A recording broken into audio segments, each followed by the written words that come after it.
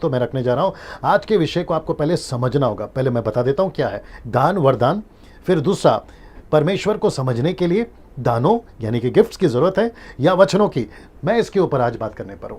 हमें वचन चाहिए या दान। मैं रिपीट करता हूं, हमें परमेश्वर का वचन चाहिए या दान। इसलिए मैंने लिखा है कि दान वरदान हमें चाहिए। परमेश्वर को समझने के लिए दानों की जरूरत है या वचनों की, इसके ऊपर मैं बात करने पर हूं ना। इसको देखिए, समझने से मेरा मतलब है परमेश्वर को पाना, उद्धार को पाना, पवित्र आत्मा पाना। क्योंकि कुछ लोग सिखा रहे हैं कि जब तक आपके पास में दान नहीं है तब तक आप परमेश्वर को नहीं पा सकते, उद्धार नहीं पा सकते, पवित्र आत्मा नहीं पा सकते। मैं इस कॉन्सेप्ट में आज बात करने पर हूं। मेरे साथ में बने रहिए, ध्यान से सुनिएगा। कुछ शिक्षाएं ऐसी हैं जो आजकल मसीह समाज में जो कहते हैं कि दान नहीं तो आपके पास में परमेश्वर नहीं, उद्धार नहीं और पवित्र आत्मा नहीं।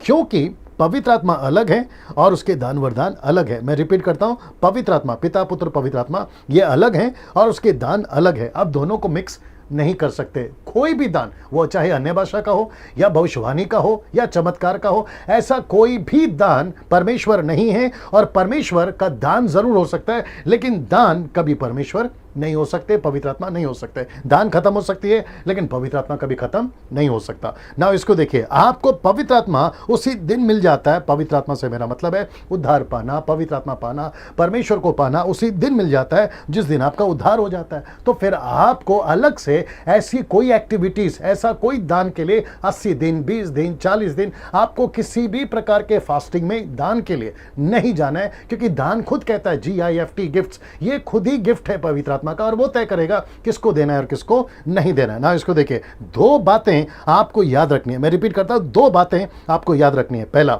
बड़े ध्यान से देखिएगा, पवित्र आत्मा का दान सबको नहीं मिलता। मैं रिपीट करता हूं कि पवित्र आत्मा का दान सबको नहीं मिलता। पहले इसको देख लीजिए, पहला कुरिन्थियों 12:8 में, क्योंकि एक को आत्मा के द्वारा बुद्धि की बातें, दूसरे को उसी आत्मा के द्वारा और किसी को उसी आत्मा से विश्वास का। तो इसका मतलब है यहां पे लिखना चाहिए सबको, यहां पे लिखना चाहिए सबको, यहां पे लिखना चाहिए सबको, लेकिन ऐसा नहीं है। लिखा है एक को, फिर लिखता है दूसरे को, फिर लिखता है किसी को। तो इसका मतलब है ये सबको दान नहीं मिलता। जैसे मैंने आपको ये अभी बताया, वैसे ही इंग्लिश में टू अनदर, टू सम ऐसा लिखा है ना। इसको देखिए, दूसरी बात जो आपको याद रखनी है, पवित्र आत्मा निर्णय लेगा। मैं रिपीट करता हूं कि पवित्र आत्मा निर्णय लेगा कि किसको कौन सा दान देना है। यह आप तय नहीं करोगे, यह पवित्र आत्मा तय करेगा। वचन आपको दिखा देता हूं, पहला कुरिन्थियों 12:11, परंतु यह सब प्रभावशाली कार्य वही एक आत्मा करवाता है और जिसे जो चाहता है वो बांट देता है। आप नहीं, पवित्र आत्मा जो चाहता है।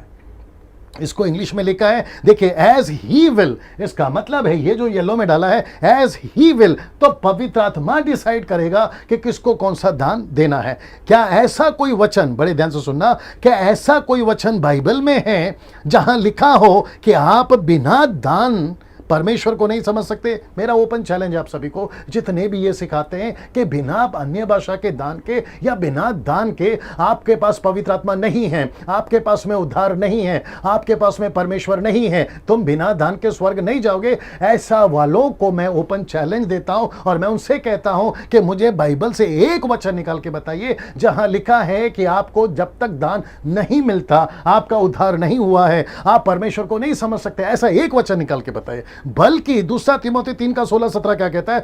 लिखा है कि हर एक पवित्र शास्त्र परमेश्वर की प्रेरणा से रचा गया है, उपदेश, समझाने, सुधारने, धर्म की शिक्षा के लिए लाभदायक है, ताकि परमेश्वर का जन सिद्ध बने और हर एक भले काम के लिए तत्पर हो। तो मुझे दान नहीं चाहिए, दान मिलता है, प्रेज गॉड, पवित्र आत्मा देता है, प्रेज गॉड, लेकिन मुझे पहले उसका वचन चाहिए।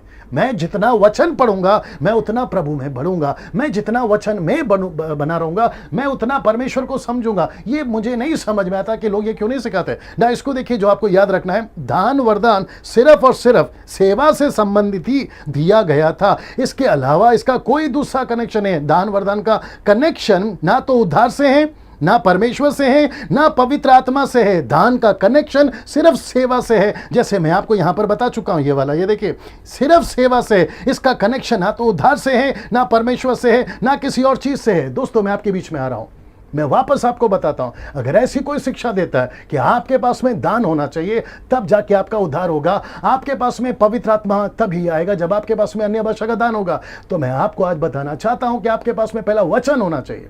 आपको वचन मिल गया है, काफी है। ये पवित्र आत्मा तय करेगा कि आपको कौन सा दान देना है और कौन सा दान नहीं देना है। ये आप तय नहीं करोगे, और ना ही कोई ऐसा प्रचारक या कोई पास्टर या कोई पापा जो ये तय करेगा कि आपको क्या चाहिए। ये पवित्र आत्मा तय करेगा कि आपको क्या चाहिए। चलिए अगले वीडियो के साथ में फिर मुलाकात होगी, तब तक के लिए नमस्ते।